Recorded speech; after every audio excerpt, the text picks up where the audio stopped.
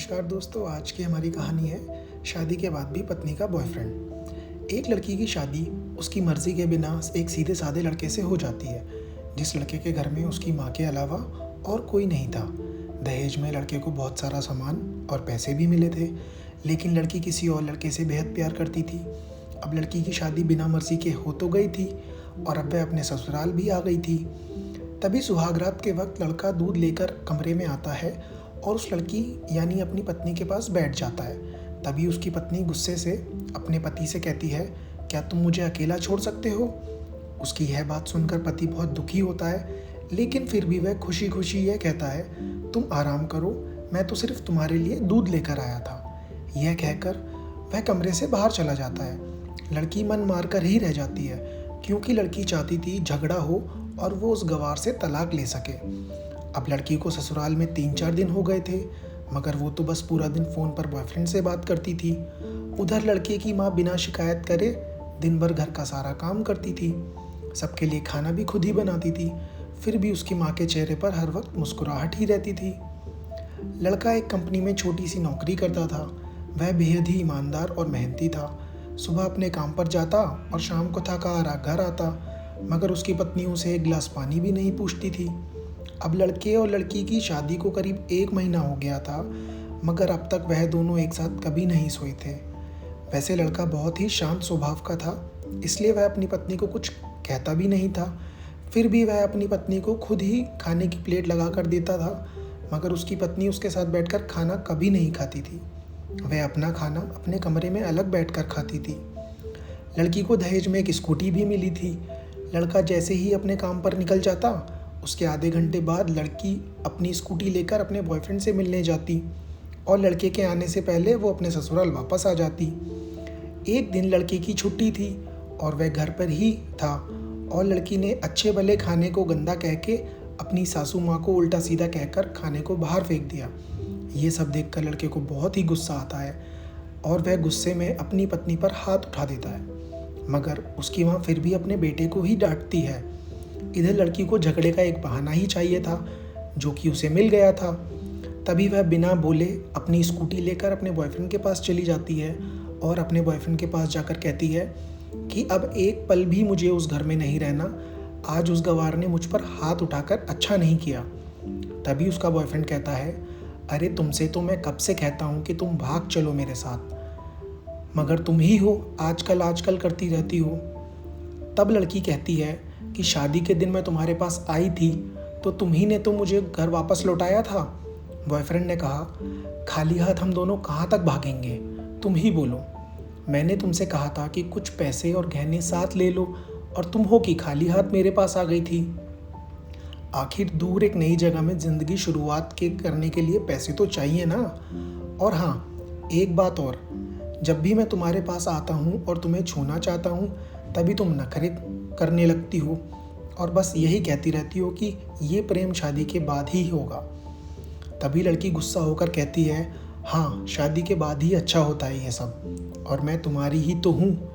मैं आज भी एक कुंवारी लड़की हूँ और शादी करके भी आज तक उस गवार के साथ एक रात भी नहीं सोई, क्योंकि मैंने तुमसे ही प्यार किया है।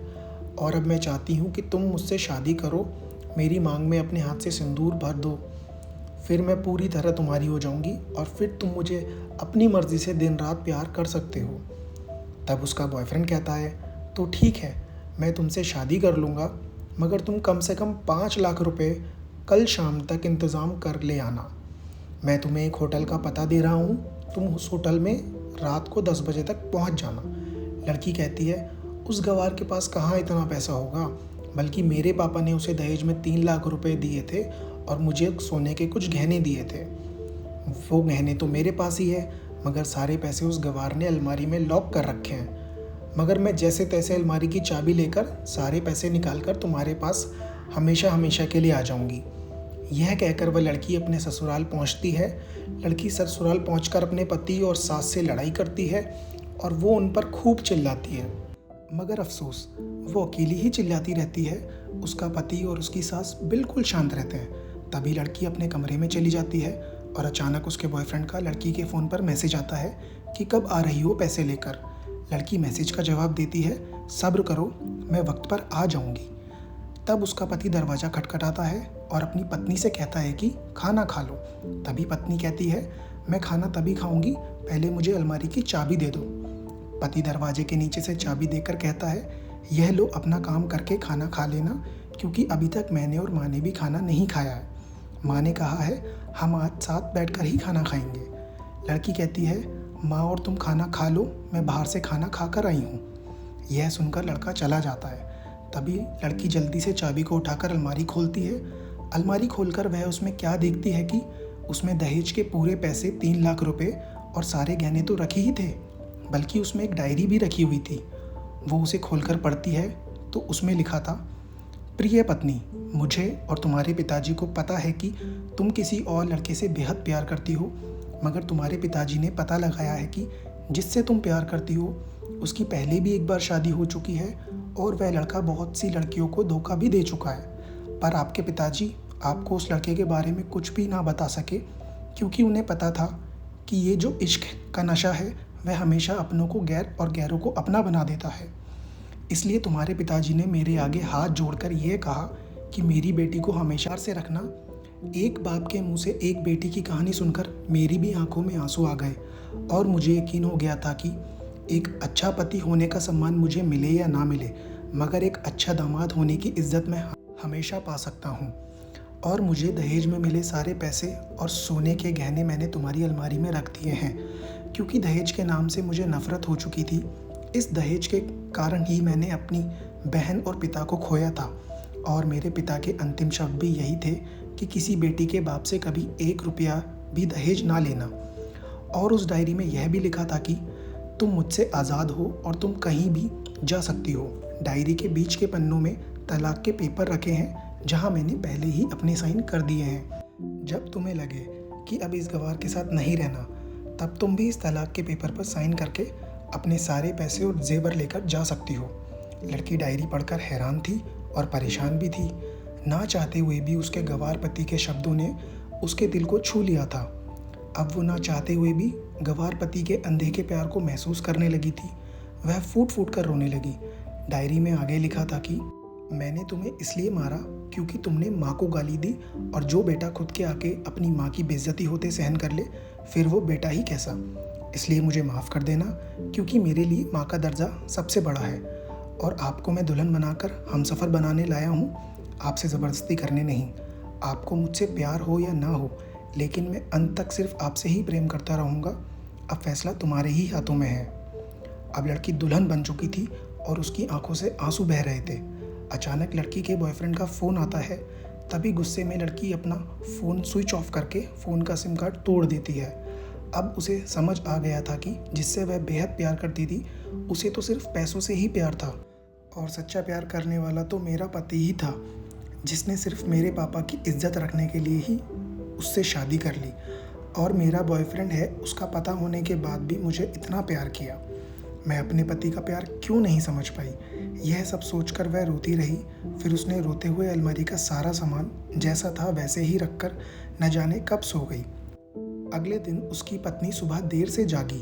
तब तक उसका पति ऑफिस जा चुका था। तभी पहले नहा धोकर उसने साड़ी पहनी, फिर लंबा सा अपनी मांग में सिंदूर लगाया, जबकि पहले एक बिंदी जैसी साइड पर सिंदूर लगाती थी, ताकि कोई लड़का ध्यान ना दे और किसी को ये पता ना चल जाए कि वो शादीशुदा है। मगर आज तो 10 किलोमीटर से भी दिखाई दे दे, ऐसी लंबी और गाढ़ी सिंदूर लगाई थी। फिर उसने अपना मंगलसूत्र पहना और किचन में जाकर सासू माँ को ज़बरदस्ती कमरे में आराम करने भेज देती है और खुद अकेली सबका खाना बनाती है। पहले सासू माँ को खाना खिलाती है और फिर अपने पति को फ़ोन करके उसके ऑफिस का पता पूछती है। उसका पति उसको ऑफिस का पता देते हुए सोचता है कि कहीं उसकी पत्नी ने तलाक देने का फ़ैसला तो नहीं कर लिया। मगर उसे कहाँ पता था कि अब वो सुधर गई है और उसे ही अपना पति मान चुकी है।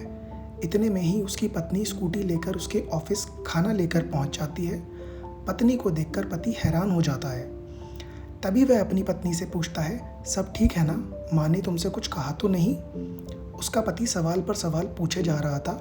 तभी अचानक पत्नी सबके सामने अपने पति के सीने से लिपट जाती है और उससे कहती है, सब ठीक है, मगर मुझे तुमसे कुछ कहना है।